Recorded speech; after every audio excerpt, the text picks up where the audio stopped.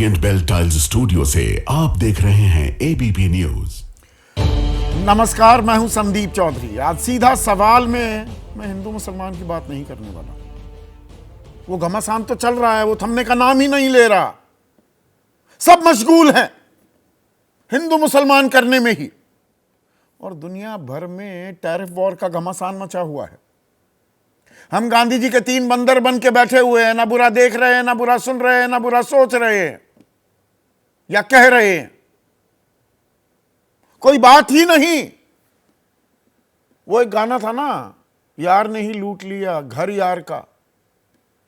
Donald Trump के बारे में हम कहते नहीं, उनकी शान में कसीदे पढ़ने से थकते नहीं थे। हवन भी कराए गए कि भैया राष्ट्रपति बन जाएं, ये भारत के दोस्त हैं। ऐसी दोस्ती यारी निभाई कि 19 लाख करोड़ रुपए का आज सुबह सुबह नुकसान हो गया था भारतवासियों को। बाजार धड़ाम। 11 करोड़ निवेशक हैं एनएसई पर जो रजिस्टर्ड हैं। सरकार चुप रहे, बाजार चुप नहीं रहता है। बाजार क्या संकेत दे रहा है? यह असहजता है, असमंजस है। क्या मंदी की एक आहट सुनाई दे रही है? अब जो ये टैरिफ वॉर लग गया है, 26% भारतीय जो एक्सपोर्टर्स, उन पर ये ड्यूटी देनी होगी उन्हें, अगर अमेरिका में अपना सामान बेचना है। तो ये बाजार जो धड़ाम हो रहा है, कंपनियों जो काफी कुछ भेज रही थी, जैसे टाटा ग्रुप है, टाटा मोटर्स, टाटा स्टील, एक ही कंपनी का, एक ही ग्रुप का उदाहरण दे रहा हूं आपको। 10% शेयर आज गिर गए, क्योंकि जैगवार, टोयोटा, लैंड रोवर, अब वो गाड़ियां वहां पर बहुत महंगी हो जाएंगी, बिकेंगी ही नहीं। स्टील के दामों में आग लग गई है। दवाई की कंपनियां सोच रही थी हमें बख्श दिया, आज फार्मा कंपनीज धड़ाम होते दिखी। ऑर्डर्स जो हैं वो दोबारा से रीलुक किए जा रहे हैं। रीलुक का मतलब अब सामान कम उधर जाएगा तो यहां जो प्रोडक्शन हो रही थी, जो उत्पादन हो रहा था, उसमें कमी आएगी।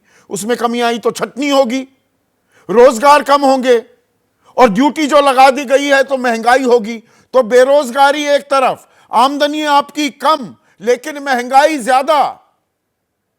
कच्चे तेल की कीमतें वो $64 टू अ बैरल आ गए।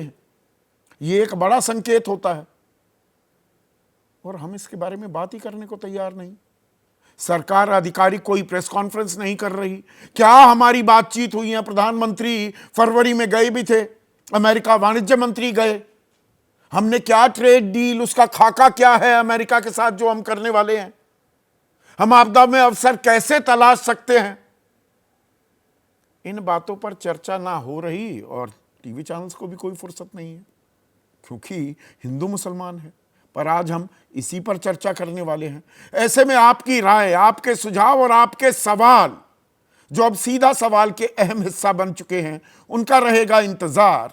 तो आज सुबह जब आम आदमी और निवेशकों की बात करूं, शेयर बाजार में 11 करोड़ लोग निवेश करते हैं एनएसई में, नेशनल स्टॉक एक्सचेंज में।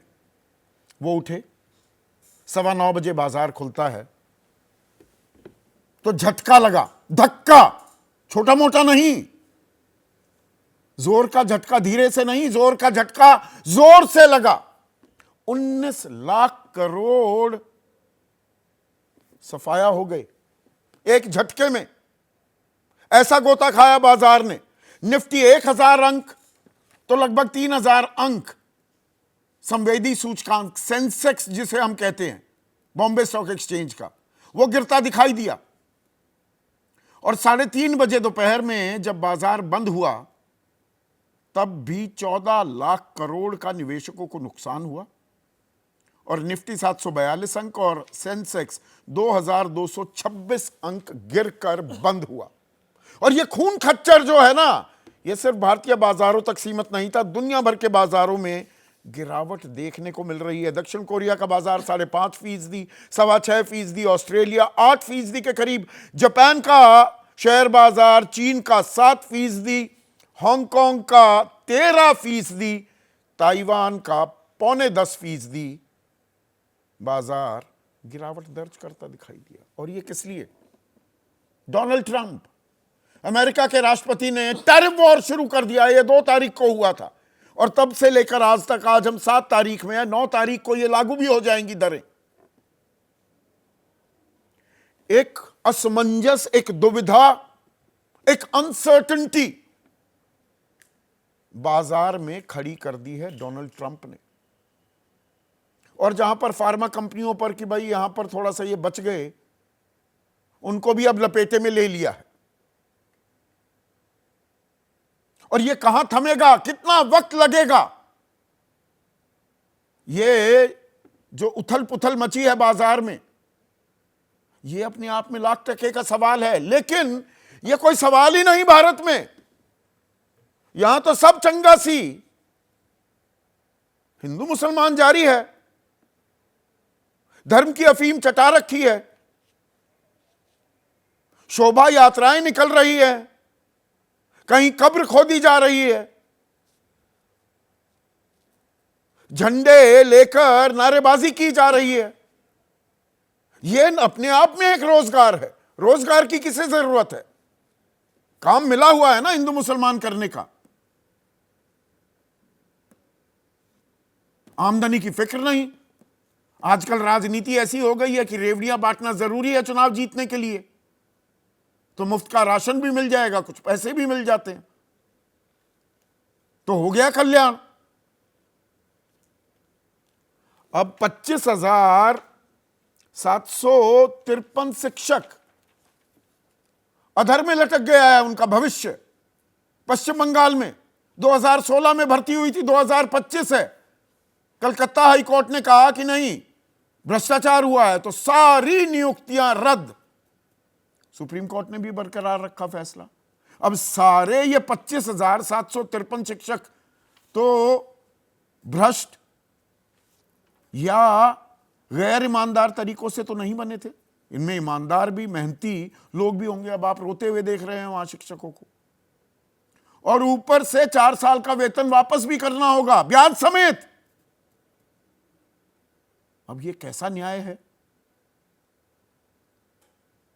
ये मेन हेडलाइन नहीं है किसी भी बड़े न्यूज चैनल की, कल अखबार भी देख लीजिएगा। रोजगार की परवाह किसे है? ये अपने आप में सवाल है। और ये तो बाजार साफ कह रहा है कि भाई यहां तो मांग पर असर पड़ेगा। जो भारतीय कंपनियां एक्सपोर्ट कर रही थी, निर्यात कर रही थी अमेरिका को, अब उसमें तो कमी आ जाएगी, क्योंकि वहां पर अमेरिकी जो लोग हैं, जो सामान मंगवाते हैं, वो कह रहे हैं दाम कम करो 15-20%, क्योंकि ड्यूटी लग जाएगी तो आपका माल तो वैसे ही महंगा हो गया। उतना ही प्रॉफिट मार्जिन होता है, वही तो मुनाफा कमाते हैं, तो कोई क्यों भेजेगा? तो माल अगर वहां नहीं भेजोगे, अगर मांग कम हो जाएगी तो यहां उत्पादन कम होगा। उत्पादन कम होगा तो रोजगार का संकट गहराएगा। वो नोटबंदी ने स्मॉल एंड मीडियम एंटरप्राइजेस, जो एसएमई सेक्टर था, उसकी तो रीढ़ की हड्डी ही तोड़ दी थी। अब बड़ी बड़ी कंपनियों पर भी गाज गिरने वाली है, और गिरती दिख रही है, और महंगाई बढ़ेगी।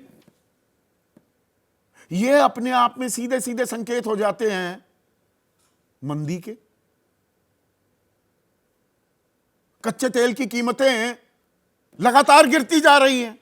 अपने आप में ये अच्छी खबर होनी चाहिए हमारे लिए कि भाई इतने दिनों से जो तेल ने तेल निकाल रखा है, थोड़े पैसे कम कर दो। सरकार ने उल्टा आज एक्साइज ड्यूटी पेट्रोल और डीजल पर 2 रुपए बढ़ा दी। अब बाद में कह रहे हैं कि नहीं, आम आदमी तक नहीं जाएगा, ये अंदर ही आपस में हम एडजस्टमेंट कर लेंगे। पर इसी वक्त आपको एक्साइज ड्यूटी बढ़ानी है। और वहां तो चलिए कोई आपने हमें एक फॉर्मूला समझा दिया, लेकिन एलपीजी सिलेंडर, अब क्योंकि अभी तो चुनाव है नहीं, 6 महीने बाद चुनाव होने वाले हैं बिहार में, 50 रुपए दाम बढ़ा दिए गए हैं। कंगाली में आटा गीला हो रहा है आम आदमी का। अब रसोई गैस में आग लगेगी, और हमारी अर्थव्यवस्था पर कितना असर पड़ेगा। अब या हम बस यही कहते रहेंगे, देखिए बांग्लादेश पर ज्यादा ड्यूटी लगी, पाकिस्तान पर ज्यादा लगी, चीन पर तो 34% है, चीन ने तो उल्टा भी ड्यूटी लगा दी, हम उन पर कितनी ड्यूटी लगा रहे हैं, या वो 52% का जो आंकड़ा बता रहे हैं वो फॉर्मूला कहां से लेकर आए, वो अपने आप में फ्लॉड है। आंकड़े तो ये कहते हैं कि भारत ड्यूटी लगाता है 17%, WTO तो कहता है 12% ही लगाता है अमेरिकी उत्पादों पर। बहुत से लोग कह रहे हैं नहीं ये तो छोटा मोटा ऊंट के मुंह में जीरा है, थोड़ा बहुत ही तो ट्रेड करते हैं, 6,41,000 करोड़ का ही तो ट्रेड है, मतलब एक्सपोर्ट्स है। यूएस को ज्यादा असर नहीं पड़ेगा, कितना पड़ेगा ये कोई बताएगा? क्या बातचीत हो रही है हमारी अमेरिका से, जिसे हम दोस्त बताते नहीं थकते, वो हमें टैरिफ अब्यूजर बताएगा खुल्लम खुल्ला। अब राहुल गांधी वो कह रहे हैं कि अमेरिका के राष्ट्रपति ने शेयर मार्केट की धज्जियां उड़ा दी हैं। अखिलेश यादव कह रहे हैं एक दिन में करीब 19 लाख करोड़ की गिरावट अर्थव्यवस्था में महामंदी का इशारा है। संजय राउत हैं शिवसेना के नेता, वो कह रहे हैं बाजार बुरी तरह से गिर गया लेकिन इसका असर मोदी जी और अमित शाह पर नहीं दिख रहा। शशि थरूर कह रहे हैं हमें उम्मीद है कि अमेरिका के साथ द्विपक्षीय वार्ता से राहत मिलेगी। वो राहत कितनी होगी, कैसे होगी, क्या इन बातों पर हमें विमर्श या चर्चा नहीं करनी चाहिए? अगर हमें विश्वगुरु बनना है तो ऐसे में आज का सीधा सवाल, क्योंकि हम तो विमर्श करेंगे, हम चर्चा भी करेंगे, अब आपके स्क्रीन पर आ रहा है टैरिफ का शोर, दुनिया मंदी की ओर और बाजार धड़ाम, रोजगार का क्या इंतजाम, फिर से संकट आएगा क्या रोजगार का? इसी पर चर्चा के लिए मेरे साथ बीजेपी की तरफ से महेश वर्मा, कांग्रेस की राष्ट्रीय प्रवक्ता हैं Supriya Shrinate, has been one of the foremost business journalist of the country. JDU अहम घटक है एनडीए सरकार का, उनके मुख्य प्रवक्ता राजीव रंजन। एनडीए के एक और अहम घटक AK वाजपेयी, एलजेपीआर जो घटक है उसके नेशनल वाइस प्रेसिडेंट और मुख्य प्रवक्ता। मनोज काका समाजवादी पार्टी के राष्ट्रीय प्रवक्ता, और साथ ही साथ वरिष्ठ पत्रकार दिबांग, वो भी मेरे साथ स्टूडियो में इस चर्चा में अब जुड़ चुके हैं और फोन भी बजने लगे हैं। फोन तो सुबह से बज रहे हैं बहुत से लोगों के। महेश भाई, 19 लाख करोड़ रुपए सफाया होते दिखाई दिए पहले 15-20 मिनट में ही, जब आज बाजार खुले। हमने शनिवार को भी चर्चा की थी, आप कह रहे थे अरे ऐसे इसमें इतनी ज्यादा बड़ी बात क्या है। ये जो खून खच्चर मचा हुआ है भारत ही नहीं दुनिया भर के बाजारों में, ये तो क्लियर एंड प्रेजेंट डेंजर अब दिखाई दे रहा है। बाजार कह रहे हैं कि भाई कहीं हम मंदी की तरफ तो नहीं जा रहे, या गलत पढ़ रहा हूं मैं बाजारों को? बाजार को आप गलत नहीं पढ़ रहे हैं, और बाजार जिस तरह से अस्थिर है ये कोई पहली बार नहीं हो रहा है। पहली बार भी देश की इकनॉमी, आप याद करिए जब मनमोहन सिंह जी का सरकार थी तब बाजार क्या था और आज बाजार क्या है। अच्छा। मैं उस बाजार की बात नहीं कर रहा हूँ जिस शेयर बाजार को आप अक्सर जुआ समझते हैं, कहते हैं कि भाई ये तो मैं इसको गैम्बलिंग मानता हूँ। हाँ, मैं सट्टा बाजार कहता हूँ। सट्टा बाजार आप सरकार कहती है कि नहीं उसमें पैसा लगाइए, 2 जून को कह रही थी कि पैसा लगाइए क्योंकि स्थिर सरकार आने वाली है। अब नहीं बता रही, अब क्या करें बाजार में? बिल्कुल संदीप जी, लेकिन अब अगर सवाल यह है कि अगर आज बाजार कहीं गिरा है, कहीं नहीं, सब जगह। हाँ, तो उसका एक कारण जो है सिर्फ ये ढूंढ लेना कि कहीं ना कहीं ट्रंप का वो टैरिफ है अमेरिका। अच्छा, वो कारण नहीं है, कुछ और है। मैं वही समझने की कोशिश कर रहा हूँ। भारत का जो एक सेंसेक्स है उसके गिरने और चढ़ने का जो है आधार सिर्फ आज वही बताया जा रहा है, लेकिन एक टाइम तो ये भी बताया जाता था कि हिडनबर्ग की वजह से ऐसे गिर रहा है, अडानी की वजह से। आज किस बात पर गिर रहा है? आज जो है नहीं टैरिफ वॉर के चलते ही तो गिर रहा है, और कोई वजह है क्या? या हमारी अर्थव्यवस्था गोता वैसे ही खा गई? नहीं साहब, गोता नहीं खाई है। अर्थव्यवस्था में जो थोड़ा बहुत एक जो रेक्टिफिकेशन, हमेशा जब ऐसे फैसले होते हैं विश्व में कहीं भी, और विशेषकर जब अमेरिका जैसे देश अगर लेते हैं, तो वहाँ की जो एक इम्पैक्ट आता है, सेंसिटिव बाजार है, कहीं ना कहीं उसके ऊपर फर्क पड़ता है। झूठी रिपोर्ट पर भी फर्क पड़ जाता है।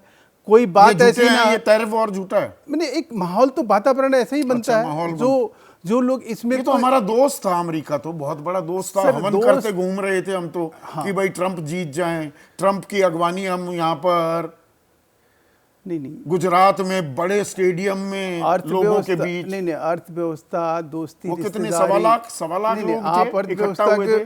आप अर्थव्यवस्था को दोस्ती रिश्तेदारी के पैमाने पे उसको मत तोलो। आप नहीं, मैं मैं तो कभी नहीं तोलता, आप तोल रहे थे, आज हमारा दोस्त आ गया। आप 1 लाख पर जो सेंसेक्स अब 1 लाख कहीं टच करता, उससे पहले उसकी हवा निकालने की 10 साल में जितनी बार कोशिश की गई, उसकी एक फहरिस्त आपको सामने रखनी चाहिए और ये बताना चाहिए कि इस देश के दुश्मन जो है, जो बाहर जाके आज भी लंदन में अभी 1 महीना पहले पश्चिम बंगाल की मुख्यमंत्री क्या कहती हैं, इसके अलावा राहुल गांधी जी क्या बाहर जाके कहते हैं, 2 पॉइंट से आगे आप बढ़ते नहीं है। शनिवार को भी यही बात कर रहे थे, कर दिया जाता है। फिर मैंने सोल का, शंघाई का जिक्र किया, प्रधानमंत्री क्या कह रहे थे, देखिए चिल्लाने लगते हैं। अरे सुन तो लीजिए, आपकी बात कही तो शंघाई का जिक्र करना क्या भूल जाएंगे, या सोल का कि भाई 2014 से पहले भारत में लोग कहते थे अरे किस मुल्क में, किस बदनसीब मुल्क में मैं पैदा हो गया, गाली लगती थी जी, तब गुस्सा नहीं आता था। नहीं साहब, आज उस पे फक्र है, गर्व है कि आज जिस हम भारत में रहते हैं वहाँ की आज देख लीजिए, आज वहाँ की अर्थव्यवस्था कितनी सुदृढ़ है।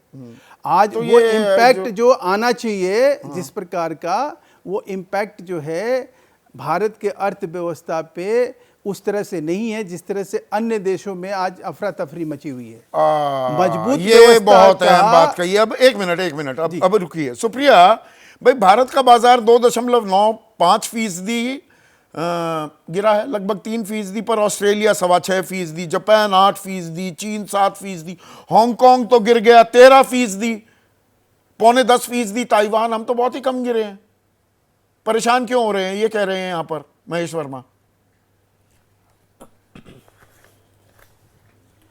नहीं, महेश वर्मा जी वो लोग हैं कि जब हम डूबेंगे और डूबकर मर जाएंगे तो ये कहेंगे कि लेकिन हम उनसे थोड़ा कम डूब रहे हैं। इन लोगों की बातें मत सुनिए। मैं कुछ तथ्य आपके सामने, आपके व्यूअर्स के लिए, आपके जो बाकी फेलो पैनलिस्ट से रख देना चाहती हूं और फिर दूध का दूध और पानी का पानी हो जाएगा। हमारा स्टॉक मार्केट आज ही नहीं, पिछले 7 महीने से गिर रहा है। करीब 53 लाख करोड़ रुपए की मार्केट कैप स्वाहा हो चुकी है। आज by the end of trade 14 lakh crore और स्वाहा हो गए। असलियत यह है कि जो 11-12 करोड़ निवेशक हैं वो बदहाल अवस्था में बस मार्केट को देख रहे थे। मेरे 3 चीजें हैं मुझे कहने की। हमारे प्रधानमंत्री और हमारे आदरणीय गृह मंत्री चुनाव प्रचार में लगातार कहते थे स्टॉक खरीदो, देखो क्या उछाल आएगा, रिकॉर्ड टूट जाएंगे। पूरी बात बताते ना कि गिरने का रिकॉर्ड टूटने वाला था। और आज वो चुप क्यों है? तब स्टॉक खरीदने की टिप दे रहे थे, अब चुपचाप बैठ गए। अब जब लोगों का नुकसान पे नुकसान हुआ जा रहा है, ये पहली बात है। दूसरी बात, जब ट्रंप ने टैरिफ लगाया तो चाहे वो ऑस्ट्रेलिया हो, चाहे जापान हो, चाहे चीन हो, ब्रिटेन हो, स्पेन हो, ताइवान तक हो, कनाडा तक हो, ब्राजील हो, इन सब देशों ने प्रतिकार किया। यूरोपियन यूनियन हो, फ्रांस हो, इन लोगों ने प्रतिकार किया, विरोध किया। और इनमें से कुछ देशों ने एक फंड बनाकर जो अपनी इंडस्ट्री प्रभावित होगी इस ट्रेड टैरिफ से, उनकी मदद की भी घोषणा करी। ताइवान ने शायद $2.7 बिलियन की बात करी है, ब्रिटेन ने भी ऐसी बात करी, कनाडा ने ऑलरेडी ऑटो पर 25% रेसिप्रोकल लगाने की पेशकश की है। हमने क्या किया? हमारे यहां एक पीआईबी से प्रेस रिलीज आई जिसके नीचे कॉमर्स मिनिस्ट्री या मिनिस्टर का नाम तक नहीं है। हमारे प्रधानमंत्री उस दौरान बैंकॉक और श्रीलंका कर रहे थे। हमारा सदन उस समय वक्फ पे चर्चा कर रहा था। हमारे कॉमर्स मिनिस्टर उस समय स्टार्टअप्स को गरिया रहे थे और वो 14 बार मोदी जी की बैंकॉक ट्रिप को 2 दिन तक रीट्वीट करते रहे, लेकिन उन्होंने एक शब्द टैरिफ पर नहीं बोला। तो जो कंपनी, और ये बड़ी बात है, ये जो मार्केट में मेहम है, ये आर्थिक मंदी को और खराब करेगा। ये रोजगार के लिए बड़ा खराब है, ये हमारी कंपनीज के लिए खराब है। अगर दाम बढ़ेगा तो डिमांड कम होगी, डिमांड कम होगी तो निवेश, नौकरी, सब पर प्रभाव पड़ेगा। उसके बारे में कोई रणनीति और चिंता ही नहीं है। मोदी जी गए, उसके बाद नहीं पीयूष जी ये भी गए, आप उसके पूरी पहले जानकारी जयशंकर नहीं जी दे गए, रही तो हैं ये सब लोग सुप्रिया। क्या करके आए? देखिए क्या? फरवरी में प्रधानमंत्री गए अमेरिका, मार्च में वाणिज्य मंत्री पीयूष गोयल भी थे, ट्रेड डील की एक खाका तैयार हो रहा है। आपने ताइवान वही का तो मैं जिक्र कह किया, रही हूं। ताइवान और इंडोनेशिया, उन्होंने कोई अच्छा। रेसिप्रोकल टैक्सेस टैरिफ्स नहीं लगाए हैं। तो भारत अगर आपदा में अवसर तलाश रहा है, अभी सारा ब्लूप्रिंट सबके सामने पेश करने की क्या जरूरत है? एक पक्ष ये भी है ना। अच्छा, ताइवान के लिए मैंने कहा था, उन्होंने $2.7 बिलियन का एक पैकेज अपनी उस इंडस्ट्री के लिए बनाया है जिस पर फर्क पड़ेगा, यह मैंने कहा था ताइवान के लिए। चाइना ने रेसिप्रोकल लगाया है, वो अलग बात है। आपको जिस दिन याद हो ट्रेड टैरिफ आया भी था, तो बहुत सारे बीजेपी के लोग कहते चीन से कम लगाया। हाँ। अरे भाई, चीन 67% लगाता है, उसका आधा 34 लगाया, हम 52 लगाते हैं, हमारे पर 26-27% लगा दिया। मैं हम दूसरी 52 बात भी कह रही नहीं हूं, मैं लगाते, कह ये रही हूं, फॉर्मूला भी क्या अपने आप में सरकार फ्लॉड को है क्या? इल्म एक है? Minute, Supriya, because you been one of the foremost business journalist, मैं जो तो- अमेरिका ने वो ट्रेड डेफिसिट को डिवाइड कर दिया परसेंटेज के, 52% तो हम लगाते ही नहीं है। WTO कहता है 12% टैक्स लगाते हैं, एक्चुअल आंकड़ा जो हमने भी कैलकुलेट किया Exactly. वो 17% है। 17 अगर हम लगाते हैं तो 26 क्यों दे रहे हैं? ये सरकार बता क्यों नहीं रही? Absolutely, you hit the nail on its head, और इसी को मैं आगे बढ़ाना चाहती हूं। ये सरकार व्हाट्सएप पर लोगों को क्या इंफॉर्मेशन भेज रही है कि बहुत ज्यादा प्रभाव नहीं पड़ेगा। कैसे नहीं पड़ेगा? अमेरिका हमारा one of the largest trading partners है। $129 बिलियन का पिछले साल ट्रेड हुआ।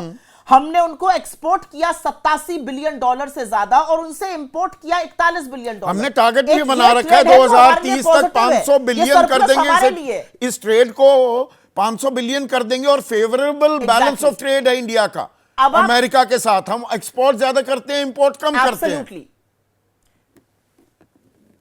एग्जैक्टली। और ये सिचुएशन चाइना से कंपेयर करिए। चाइना को हम $100 बिलियन का ट्रेड डेफिसिट है, हम चाइना को पैसा दे रहे, यहां अमेरिका से ले रहे। अमेरिका के सामने हम नतमस्तक क्यों हो गए? सबसे पहले, अगर हमारी कोई स्ट्रैटेजी थी, हमने क्यों बोला कि हम $23 बिलियन वर्थ ऑफ इंपोर्ट्स पे टैरिफ काटेंगे? हमने क्यों जाकर वहां पर गिड़गिड़ाए? हमने क्यों बोला कि हम रशियन सस्ता तेल खरीदना बंद करके आपकी ऑयल और आपका गैस खरीदेंगे? हम इतने नतमस्तक हो गए कि अमेरिका हमें बुली करने लगा। असलियत यह है कि प्रतिकार और प्रतिशोध तो करना जरूरी है ना। अरे, हम विश्व की बड़ी इकोनॉमीज में से एक हो गए। हम एक बड़ी अर्थव्यवस्था है, हमारा बड़ा यहां पे डेमोग्राफिक डिविडेंड है। कैसे अमेरिका हमें इग्नोर कर सकता है? लेकिन एक चू तक नहीं सुनाई दे रही है सरकार से। माय फ्रेंड डोनाल्ड की बात होती थी, वहां पर जाकर अब की बार ट्रंप सरकार कर रहे थे। अब क्या हुआ? और मैं एक छोटी सी बात और कहना चाहती हूं संदीप जी आपके शो पर, क्योंकि कुछ चीजें जाननी जरूरी है। ये जो सारी चीजें हो रही हैं, ये उस वक्त हो रही है जब हिंदुस्तान की अर्थव्यवस्था की हालत बहुत नाजुक है। आज खबर आई है कि 28% क्रेडिट कार्ड डिफॉल्ट बढ़ गया। 100 करोड़ लोगों के पास जरूरत खरीदने के पैसे नहीं है। असलियत यह है कि गोल्ड लोन 87% बढ़ गया है। असलियत यह है कि लोगों की बचत, लोगों की जो सेविंग्स थी वो अधिया गई है। असलियत यह है कि 84% युवा बेरोजगार है। उस पर कोई चर्चा नहीं। और ऐसे में जब ये टैरिफ आएगा, धड़ाम हो इसका रहा कितना है, बड़ा क्या प्रभाव? मंदी एक क्लियर एंड प्रेजेंट डेंजर है सुप्रिया। क्योंकि देखिए, अगर वो 26% टैरिफ अगर लगेगा भारत के एक्सपोर्ट्स पर, तो उनके दाम बढ़ेंगे। वहां तो वो कह रहे हैं कम कर दो, दाम बढ़ेंगे और वो वहां से मांग कम होती चली जाएगी, तो यहां उत्पादन कम करना पड़ेगा। उत्पादन कम होगा तो रोजगार कम होंगे, लोगों की जरूरत कम हो जाएगी, आमदनी कम होगी और महंगाई बढ़ेगी। तो ये तो एक विशेष साइकिल में हम फंसते हुए दिखाई देंगे। और मैं आपको एक बात और बता दूं, यहां पर आपके व्यूअर्स के लिए यह भी जानना जरूरी है कि सेक्टर्स कौन से सबसे ज्यादा प्रभावित होंगे। हमारे जो सेक्टर्स इस टैरिफ से प्रभावित होंगे वो इलेक्ट्रॉनिक है, इलेक्ट्रिकल्स है, कंप्यूटर्स है, वो सेक्टर है टेक्सटाइल, वो सेक्टर है फार्मास्यूटिकल, वो सेक्टर है जेम्स एंड ज्वेलरी, वो सेक्टर है सेरेमिक, वो सेक्टर है पेपर एंड वुड्स, वो फुटवेयर है, वो फिश मीट प्रोसेस्ड है, हमारी एग्रीकल्चर इंडस्ट्री।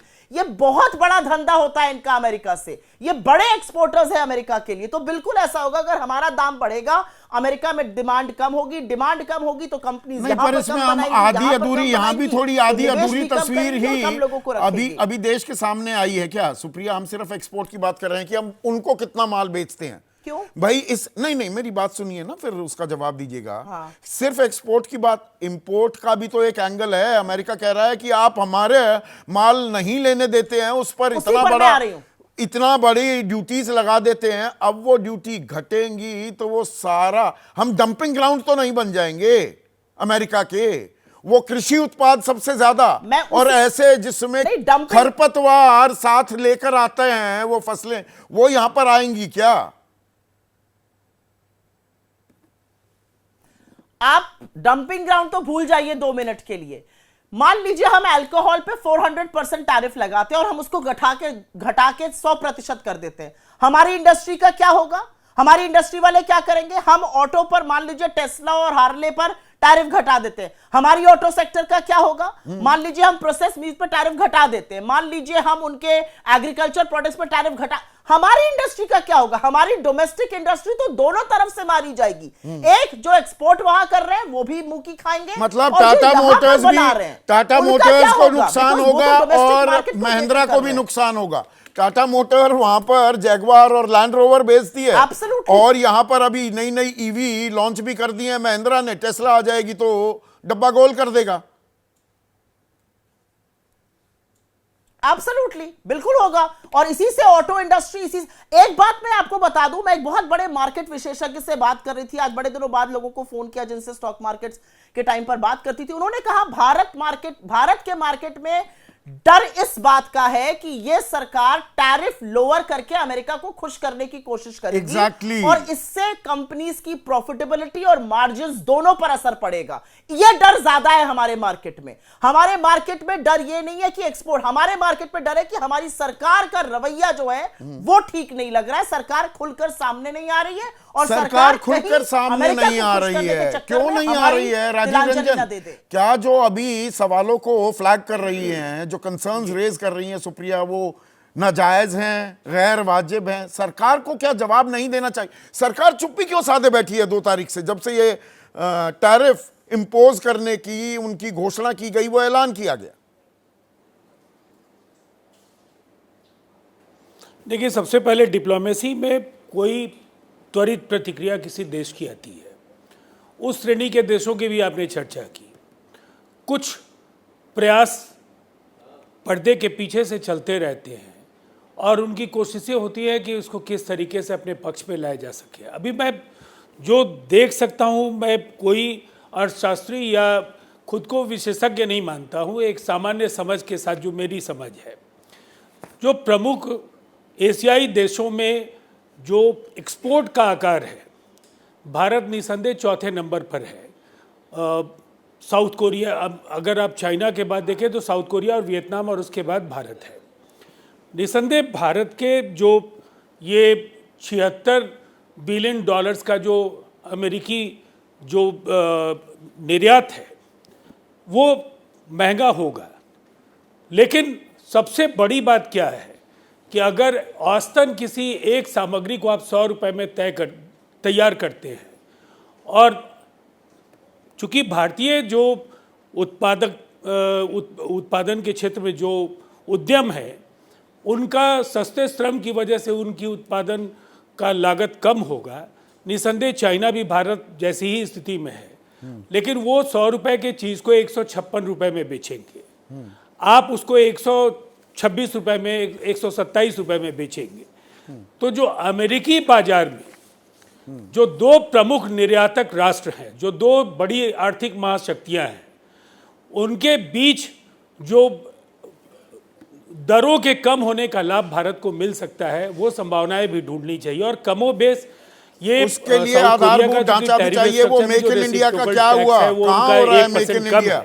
कोरोना काल में भी था कि भाई चीन का बहिष्कार किया जा रहा है कि भारत में आ जाएंगी बहुत सारी बड़ी बड़ी कंपनियां। कौन आया? 2 कंपनियों के अलावा कोई नहीं आया। सारी कंपनियां वो या तो ताइवान चली गई, या वियतनाम, या इंडोनेशिया, या मेक्सिको, बांग्लादेश भी चली गई। अभी देखिए संदीप जी, एक सवाल से जो आगे के प्रश्न है उन पर आपकी राय अलग होगी, लेकिन हमारा ये मानना है कि वर्तमान जो हमारे निर्यात का आकार है और जो आपके प्रतिस्पर्धी राष्ट्र है, इस रेसिप्रोकल टैक्स के ढांचे का 1968 के बाद ये चूंकि सबसे बड़ा बदलाव है, सबसे बड़ी बेतहाशा वृद्धि है, पूरी दुनिया इससे प्रभावित हुई है। मैंने तो इस एशिया के जो 8 जो बड़े मतलब जो मंदी इससे प्रभावित मंदी की होने वाले आहट सुनाई राष्ट्र दे हैं, रही है ना, तो उनका जो आकलन सरकार किया। क्यों नहीं हमें कुछ सामने आकर बता रही, और इसका सीधा रोजगार पर असर पड़ेगा ना। बिल्कुल सरल अगर मैं विमर्श पर आऊं, सीधा असर तो रोजगार पर पड़ने वाला है राजीव जी। देखिए, एक बात तो बिल्कुल साफ है, अगर आप इस आपदा में अवसर तलाशते हैं, डॉलर के दरों की गिरावट, जो क्रूड ऑयल के दरों में जो कमी आई है, और आप जो कुछ नीतिगत बदलाव आप ला रहे हैं, जैसे आपने फिस्कल स्पेस देखते हुए एक्सपोर्ट प्रमोशन पॉलिसी के जरिए एक्सपोर्टर्स के लिए जो कुछ आप ऐलान करने की बात सोच रहे हैं, भारत सोच रहा है, ऐसी सूचनाएं हैं। दूसरी तरफ रेमिशन स्कीम्स जो पुनः नहीं, कौन से शुभ मुहूर्त का इंतजार हो रहा है? ताइवान का भी जिक्र किया सुप्रिया ने, उन्होंने पहले से ही बेल आउट पैकेज दे दिया है। हम क्यों, जी हाँ, हम शत्रुमुर्ख बन रहे हैं क्या? देखिए राजीव जी, देखिए एक बात, देखिए सबसे पहली बात है कि जब आप प्रमुख एशियाई देशों की बात करेंगे, आपका जो डिपेंडेंस है, आपकी जीडीपी का 2% एक्सपोर्ट का है, और वही वियतनाम जैसे देश जो हैं वो 27 से 28% उनकी निर्भरता है उस पर। तो निसंदेह उनके लिए जो तरीके होंगे उससे आपके अलग तरीके होंगे। आप कई प्रश्नों पर आप एक नीतिगत बदलाव का स्वरूप आप तय करेंगे, जो आपकी अभी तक की जो नीतियां है उसको कैसे बेहतर बनाया जाए। मैं एक आंकड़ा आपको देता हूं राजीव जी, देखिए मैं एक आंकड़ा आपको देता हूं, निर्यात से रोजगार, निर्यात की क्योंकि बड़ी बात हो रही है, तो 2011 में, और ये एक्सपोर्ट इंपोर्ट बैंक जो एग्जिम बैंक है उसकी 2023 की रिपोर्ट है, 2011 में 7 करोड़ 51 लाख लोग निर्यात से रोजगार प्राप्त करते थे, कि जो माल एक्सपोर्ट कर रहा है उसके उत्पादन में वो लगे हुए थे। 2018 में, नोटबंदी के बाद का है ये आंकड़ा घटकर 5 करोड़ 81 लाख हो गया था। 2.25 लाख करोड़ रोजगार खत्म हो गए थे 7 सालों में, और अब ये कितने और खत्म होंगे? रोजगार तो मिला हुआ है आजकल हिंदू मुसलमान करने का, वही है बस अब रोजगार देश में। देखिए, पूरी वैश्विक अर्थव्यवस्था के लिए ये एक गंभीर स्थिति है। अलग अलग देश अलग अलग तरीके से रिएक्ट कर रहे हैं, उनकी अपनी परिस्थितियां और उनके जो रिश्ते अमेरिका के साथ हैं उसके आधार पर भी प्रतिक्रियाएं सामने आ रही हैं। लेकिन हम इस प्रतिस्पर्धा में चीन से, ताइवान से, हम मलेशिया से, इंडोनेशिया से, कैसे हम आप वियतनाम से, उनके जो जिन क्षेत्रों में उनका उत्पादन वहां पहुंच रहा है निर्यात के जरिए, और आप उन क्षेत्रों में अगर कंपीट कर रहे हैं, आप तो चुनावी साल में हैं राजीव कैसे जी, अनुकूल बना सकें। और आज दूसरी कांग्रेस तरफ के बड़े नेता राहुल गांधी वो कन्हैया कुमार यात्रा कर रहे हैं ना, पलायन रोको नौकरी दो, वो उसमें शामिल होते हैं। ये नौकरी रोजगार का मुद्दा जी का जंजाल तो नहीं बन जाएगा? 2020 में भी दिक्कत दी थी इसने आपको। देखिए, सबसे पहली बात तो ये है कि 2020 में भी सरकार हमारी ही बनी थी। 2025 में 2010 से बेहतर नतीजे आएंगे, और रोजगार और नौकरियों को लेकर के कांग्रेस के 6 दशकों का जो ये देश है, जो शासन या कुशासन जो भी हम नाम दें, या जो राजद का 15 वर्षों का कार्यकाल है, 12 लाख नौकरियां, 38 लाख रोजगार और 92 लाख परिवारों के एक एक सदस्य को 2 लाख रुपए का आर्थिक सहयोग, छोटे छोटे उद्यम स्थापित करने का, ये संख्या जोड़ लीजिए और इन पर निर्भर परिवारों की आप स्थिति का फर्क देखिएगा। बिहार अपने सबसे अच्छे समय से गुजर रहा है, और ऐसे में रोजगार और पलायन के आंकड़े कांग्रेस के लिए बैकफायर कर रहे हैं, राजद के लिए बैकफायर कर रहे हैं। ये आंकड़ों पे हम कई बार चर्चा कर चुके हैं, तो थोड़ा विषयांत, 1 मिनट रुकिएगा ना राजीव जी। देखिए, हाँ, मनोज काका आपके नेता कह रहे हैं भाजपा सरकार ने महंगाई और भ्रष्टाचार ही नहीं, अब तो शेयर मार्केट के महापतन से भी देशवासियों की जेबें खाली कर दी हैं। सरकार चलाती है क्या शेयर बाजार?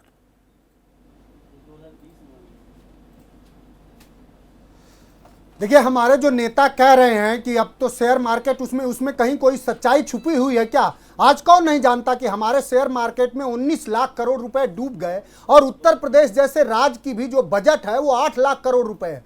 तो जब इतने बड़े अमाउंट, क्या सरकार वो तो नहीं रोज का चलाती, नोशनल तो क्या जो शेयर नोशनल मनी मार्केट में होती जो है, ऐसे निफ्टी थोड़ा में कि जो- वो नोट वो चले गए, बाजार रिकवर कर जाएगा, वो वापस आ जाएगा।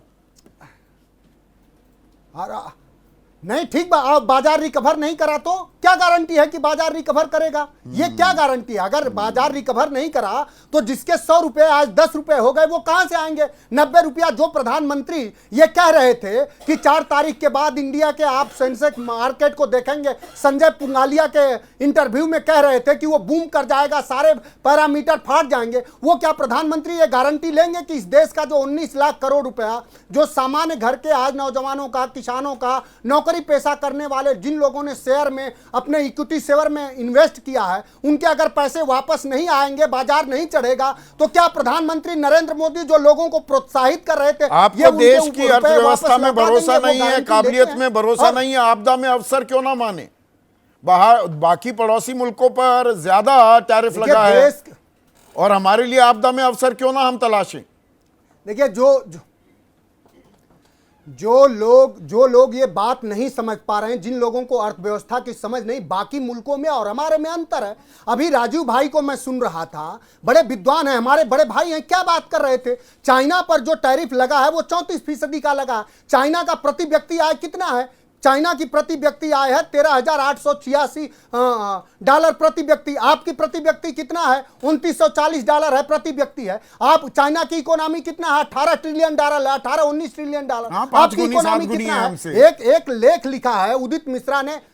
तो आप सोचिए, तो जब आपकी इनकम हमारे और आपके बीच में अगर प्रतिस्पर्धा हो और आपकी इनकम हमसे 5 गुना ज्यादा हो, तो आप पर कम प्रभाव पड़ेगा कि नहीं पड़ेगा? ये लोग क्या बात करते हैं, बिना सिर पैर की बात। वो जो बात है ना कि लेखा जोखा था है, लड़का बुड़ गए कहां। आप कह रहे थे कि सबसे हमारे जीडीपी के निर्माण में निर्यात का सिर्फ 2% है। मैं आपसे जानना चाह रहा हूं, आंकड़े हैं कि इस देश के जीडीपी में एक समय में 60% महत्वपूर्ण स्थान था कृषि का। आज कृषि की क्या हालत है? आज देश का किसान 700 किसानों को कुचल दिया। तो जो किसानों को कुचल दिया वो कृषि का क्या प्रोत्साहन करेगी सरकार? सवाल यह है। और हमारे नेता अखिलेश राम भरवाड़ अहमदाबाद वासी हैं। एक सेकेंड मनोज, वो कह रहे हैं जिस दिन मार्केट गिरा उसी दिन पेट्रोल डीजल पर एक्साइज ड्यूटी क्यों बढ़ी?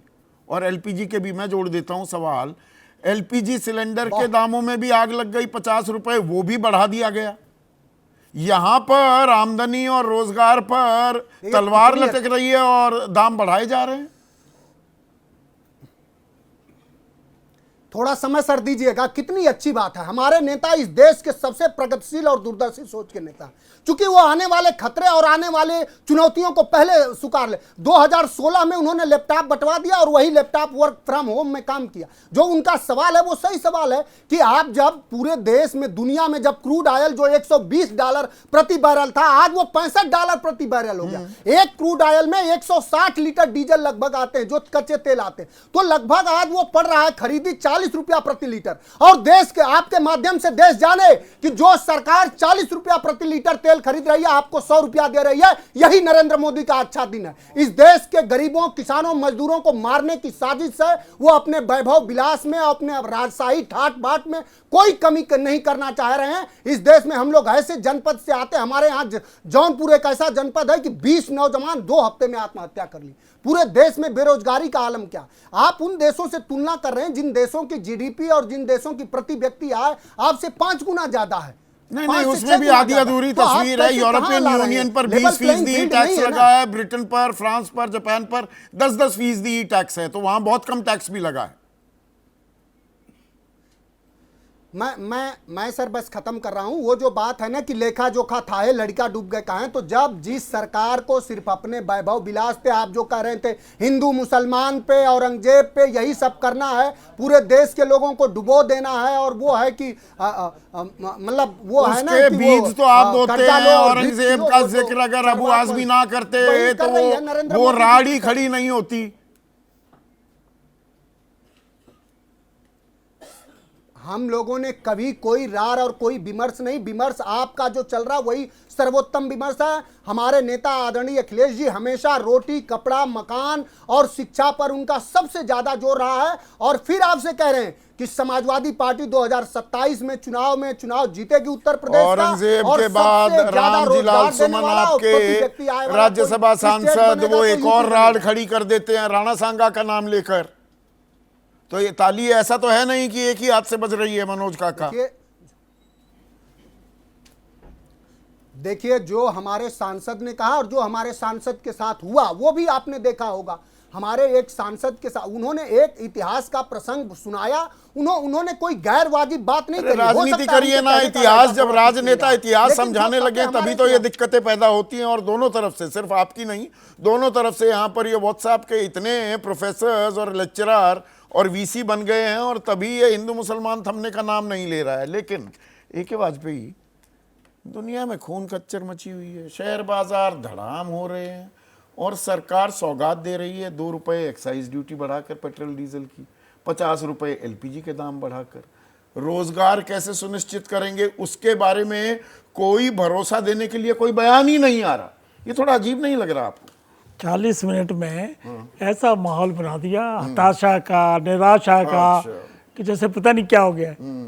और ये सेम वर्डिंग आपकी, माफ करना, सेम वर्डिंग कोरोना के टाइम में यही शब्दावली थी सारी। हाँ, तो गिरी थी ना बाजार। ये हो जाएगा, ये तो खत्म हो हुआ गया। नहीं क्या? एक सेकंड, रिकवर किया कि नहीं किया हमने? रिकवर तो करेंगे ही, तो उसके लिए फिर क्या है, आगे रोडमैप क्या है? जवाब आ गया ना। अच्छा, जवाब आ गया। देखिए, अच्छा, रिकवर कर जाएंगे। नहीं, कोरोना में किया ना हमने, एमएसएमई को 2 लाख मतलब ये नौबत क्यों आई, हमारा क्या ब्लूप्रिंट है, ये सरकार को बताने की कोई जहमत उठाने की जरूरत नहीं है।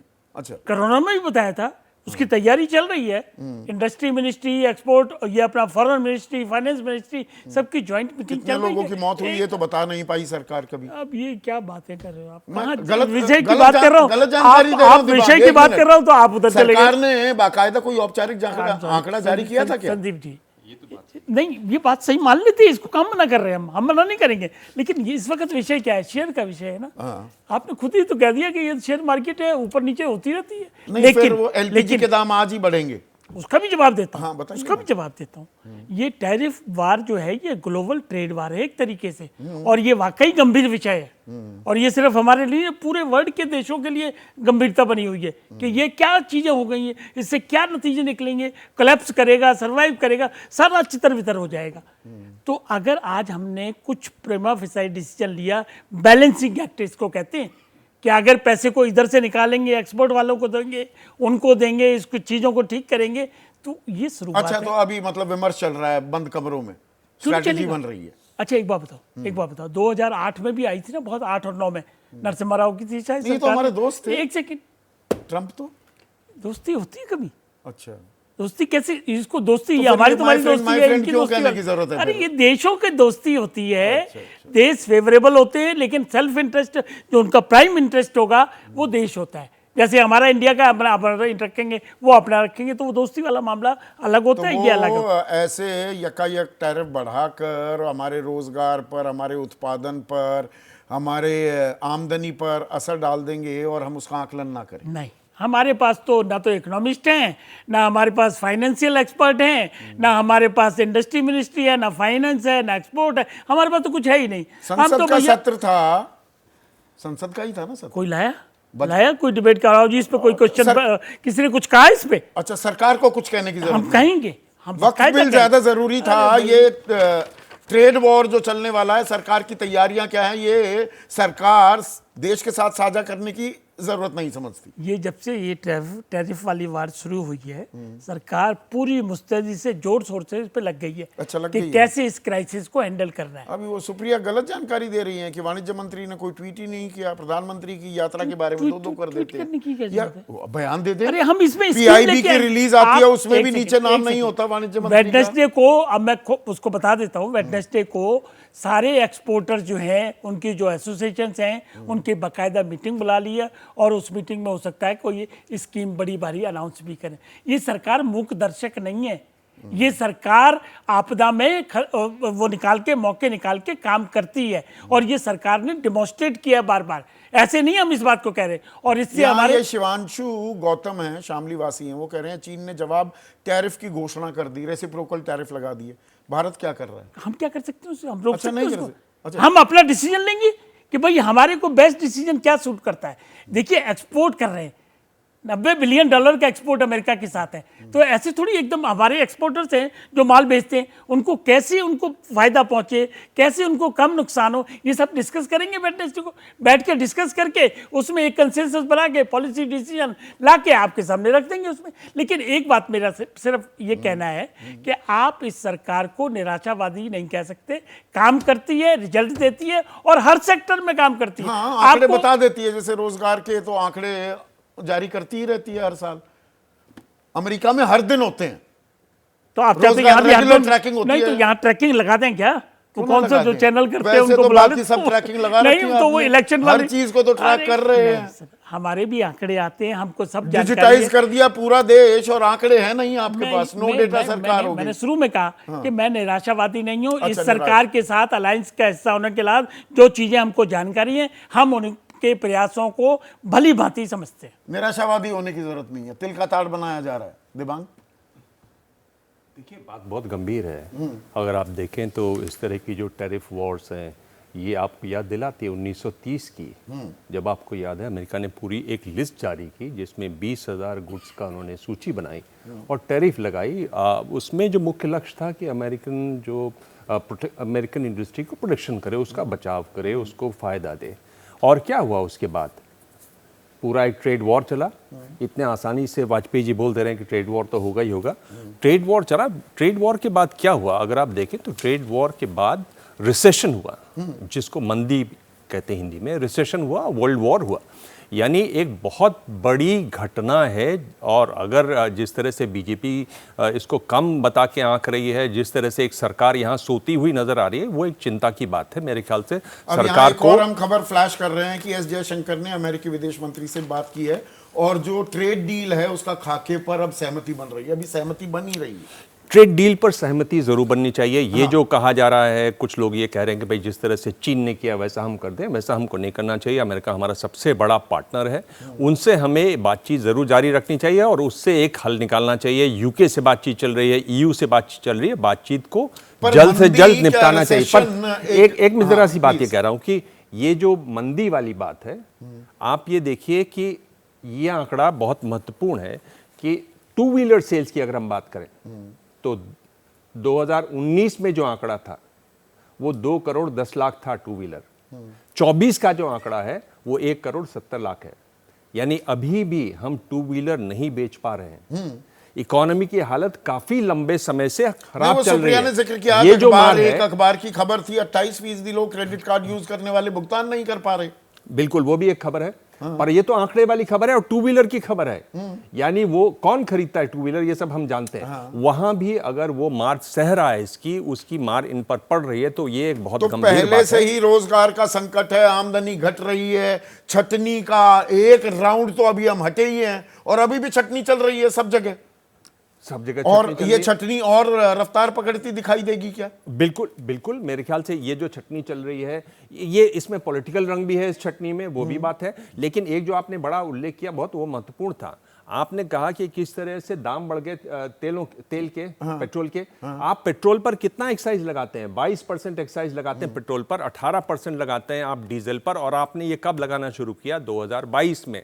2022 से अब तक पेट्रोल का भाव बाजार में अभी और लुढ़के हैं, 40% लुढ़का है। बिल्कुल। आपने क्या रिलीफ दिया? क्या रिलीफ दिया? क्यों नहीं रिलीफ देते? और यहाँ एलपीजी में तो 50 रुपए और बढ़ा दिया। कैसे आप लगातार उसको बढ़ाए जा रहे हैं? मेरे ख्याल से ये गंभीर बात है। इस पर सरकार को सोचना चाहिए और करना क्या चाहिए जब इस तरह की संकट की घड़ी सामने दिखाई दे रही हो। मैं नहीं कह रहा हूं कि आप थाली बजाइए जिस तरह से कोरोना में हुआ, पर कम से कम बड़े नेताओं को आकर लोगों को आश्वस्त करना चाहिए। आपके जो इन्वेस्टर हैं, करोड़ों लोगों का पैसा लगा हुआ है, यही सवाल मैं आश्वस्त करना चाहिए। जो एक वाजपेयी से पूछ रहा था कि भाई बजट सत्र ही था ना, ये 2 भागों में होता है। बजट सत्र में चल रहा था सत्र, 2 अप्रैल को वाज इन सेशन, और वहां पर टैरिफ अनाउंसमेंट्स हो रही हैं, ये टैरिफ वॉर शुरू हो गया। सरकार की तरफ से कोई बयान नहीं, वो कह रहे हैं कि नहीं विपक्ष ने नहीं उठाया। मेरे ख्याल से जरूर बयान देना चाहिए, सरकार को स्वतःस्फूर्त बयान देना चाहिए और एक आश्वासन देना चाहिए कि हम इस पर काम कर रहे हैं। हमारी स्थिति बहुत ज्यादा खराब नहीं है, क्योंकि हम लोग उनसे बातचीत, ये अच्छा तरीका है कि आप उनसे बातचीत कीजिए, ट्रेड एग्रीमेंट उनसे कीजिए, मोतीलाल ठाकरे हैं यूके से धुलेवासी कीजिए। दिबांग, वो कह रहे हैं मोदी सरकार के तीसरे टर्म में लगातार मार्केट गिर रहा है, ये सुप्रिया ने भी बताया। विदेशी निवेशक भाग रहे हैं, क्या समझा जाए? बिल्कुल, विदेशी निवेशक बड़े पैमाने पर भाग रहे हैं और बड़ा जो गिरने का कारण है वो वही है। इससे क्या होगा? एक तो स्लो डाउन साफ दिखाई दे रहा है, बड़ी और सिर्फ समस्या ये कह होगी। देना आपदा में अवसर है, हमारे पास वो आधारभूत ढांचा है अभी, वो make in India, stand up India, startup India, skill India, वो 2015 में वो शेर जो बनाया था वो अभी भी पिंजरे में ही कैद है क्या? वो शेर तो वो वैसा शेर था जो चाबी से चढ़ता था, वो स्वतः स्फूर्त नहीं चल रहा है। वो शेर अभी भी वो पिंजरे में बंद है। पर आप ये देखिए कि वो शेर, उस शेर की चाल बिल्कुल बंद हो जाएगी अगर स्लो डाउन होता है। तो स्लो डाउन के साथ साथ जो बहुत महत्वपूर्ण है, वो जो इन्वेस्टमेंट आती है बाहर से, वो अपने आप में बंद हो जाएगी। पैसा आएगा नहीं तो शेयर जगेगा कैसे, शेयर चलेगा कैसे? शेयर को भी जगाना है। वो पहले एलिफेंट से तुलना होती थी भारत की कि भाई अब एलिफेंट चल पड़ा है। पर सुप्रिया, यहां पर जो बात बजट सत्र में, बजट सत्र वाज इन सेशन, जब ये टैरिफ इंपोजिशन हुई, सरकार की तरफ से कोई बयान नहीं आया, आपने दबाव क्यों नहीं बनाया? एक के बाद पे ये सवाल भी पूछ रहे हैं।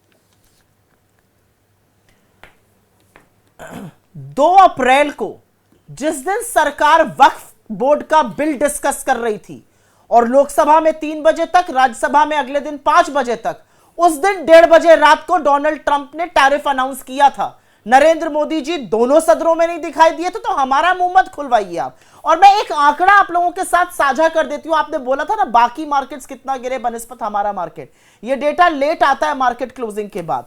आज की तारीख में डोमेस्टिक इंस्टीट्यूशनल इनफ्लोज, इन्वेस्टर्स ने 121 बिलियन रुपए भारत में निवेश किए और यह हाईएस्ट है 28 फरवरी के बाद से। तो सरकार ने पूरी ताकत झोंकी है। डोमेस्टिक इंस्टीट्यूशनल इन्वेस्टर्स को बोला गया है आप मार्केट को गिरने से बचाइए, उसके बाद भी नहीं बचा पाए हैं। और फॉरेन एफपीआईज का जो आउटफ्लो है वो 5 हफ्ते के सबसे चरम सीमा पर आज था, सरकार के अथक प्रयास के बाद भी। और मैं एक छोटी सी बात आपसे जरूर कहना चाहती हूं, दिबांग जी ने किया था। सरकार ने इसका क्या सलूशन दिया? सरकार ने जो $60 पे कच्चे तेल का दाम है, आपका पेट्रोल डीजल कम होना चाहिए था, बढ़ा दी एक्साइज और कहा गया आपका दाम नहीं बढ़ेगा। अरे प्रभु, दाम तो कम करने थे, बढ़ाने की कहां से आप बात कर रहे हैं? लोगों को कितना बेवकूफ समझते हैं। एलपीजी का दाम बढ़ाकर ये सलूशन दे रहे हैं आप लोगों को, जिनका मार्केट में पैसा स्वाहा हो रहा है। क्या कहा जाए इस सरकार के बारे में? और इन बातों के जवाब तो आने चाहिए। एक भरोसा, कोई भी अर्थव्यवस्था भरोसे पर भी कायम होती है। निवेशकों का पैसा लगा होता है, उसमें विदेशी संस्थागत निवेशक भी होते हैं, घरेलू निवेशक भी होते हैं। तो ये बातें और ये विमर्श अब चर्चा का विषय होना चाहिए, बजाय हर बात पर हिंदू मुसलमान। होगा क्या, सोचिए इस बारे में। आज सीधा सवाल में बस इतना ही।